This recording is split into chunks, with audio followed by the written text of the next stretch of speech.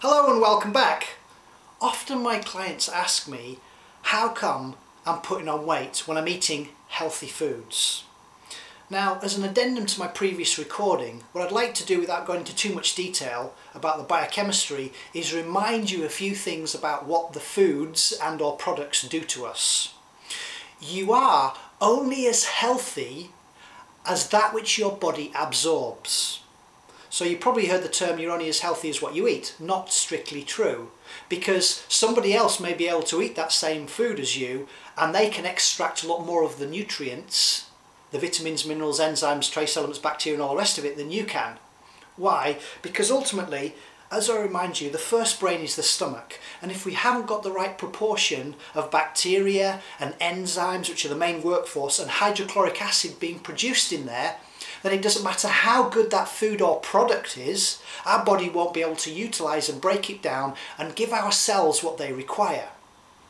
Now, often a lot of my clients are weight challenged, overweight or obese, and the reason that they are is because, partly, fourth on my list, they haven't been eating the foods right for them. That's why I recommend metabolic typing, to find the foods that are right for them. What they have been doing is consuming a lot of the so-called sins: pasteurisation, sugar, salt, and also white flour, or I would label as grains, gluten, also probably sweeteners, soya, unless it's fermented, again dysfunctional, fermented is okay, and also processed oils. So they maybe even gone into calorie counting. So the main things I found, especially do not follow what the Food Standards Agency or the FDA recommend, like that pyramid at the bottom there, about a third of it, of what we should be consuming, are things like potatoes, pasta, cereals, bread, those kind of things. Those will lead to weight gain for most of us, not all of us, but most of us. So you might have somebody else who you know who's thin and they eat the same foods as you, but you're overweight and you can't figure it out. Well, we all have different metabolic rates, different needs and requirements. The question is, are you giving your body that which it requires? And obviously if you've got between 5 or 10 or more pounds overweight, then obviously not. Interestingly enough, you're actually suffering from a simple term called starvation. Strange, isn't it? How could you be starving? In other words, you're not giving your body what it requires. You're suffering from malnutrition. Sure, the calories are going in, but it's not about the calories. It's about what and when you eat. Those are the two important factors. However, as I mentioned, if the other workforce, the enzymes, the bacteria, vitamins, everything else, if you haven't got the hydrochloric acid, if that's not in there, then you've got a problem and it's likely to lead to weight gain.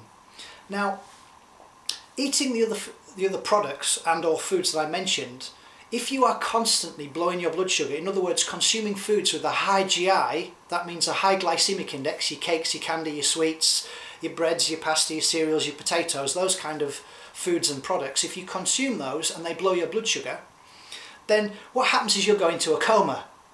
Not so. If your pancreas is working, because what it does is it releases insulin. Now you ask any doctor, what's the primary role of insulin being released from the pancreas? And he or she will tell you, it's to lower blood sugar. Not true. That'll be the secondary effect. The primary role is to store nutrients. High blood sugar equals weight gain. So your pancreas releasing the insulin will then store those sugars as fat, especially when it goes anywhere near the liver, it will turn into fat. So understand that if you want to instantly take control of your health right now, do not consume white flour or anything with sugar in it. It's quite a simple thing. But I know we've got our Greggs around the corner and we can go to Tim Hortons and all the rest of the places. Those things and McDonald's, they're denatured, demineralised, dysfunctional foods. I know they taste good. Tell me a manufacturer that will produce something that tastes like poo. They're not going to be in business for very long. So you can do yourself a greater service by only consuming that which was on the menu 10,000 years ago. Okay, you can't think 10,000 years ago. Go 300 years ago. If it was on the menu then, consume it. Do you like the taste of it and how is it? Let me give you some tidbits. If you do not want to blow your blood sugar, then masticize your food. Turn it to liquid. Simple statement. Make sure that you drink your solids and chew your liquids. If you do that, the enzymes produced in the mouth, and hopefully there might be some on the foods, not the products, they also will then go into your first brain, and then if enough hydrochloric acid is produced, then you will be able to extract the goodness in that food and or product. Does that make sense to you? So you instantly can take control by being aware right now that if you are buying anything with white flour in it, I know it tastes good. Anything with sugar in it, I know it tastes good. If you consume those things, will equal weight gain for most people. And obviously if you are overweight, then you've now become a medical statistic and you are probably pre-diabetic. And there's something like in the UK about 2 million people that are literally type 2 diabetics and they don't even know it. Wake up, take control. Only consume that was on the human menu for the last 10,000 years. And then you'll be doing yourselves a great service and those around you. So if you're buying cereals, your Kellogg's, you might know it as Kellogg's, if you're buying those kind of things and feeding them to your children and eating them yourselves, equals weight gain. Take control. Empower yourself. And if you're not sure and you want a simple diet plan, although I don't work in diets, lifestyle plan, then do your metabolic typing.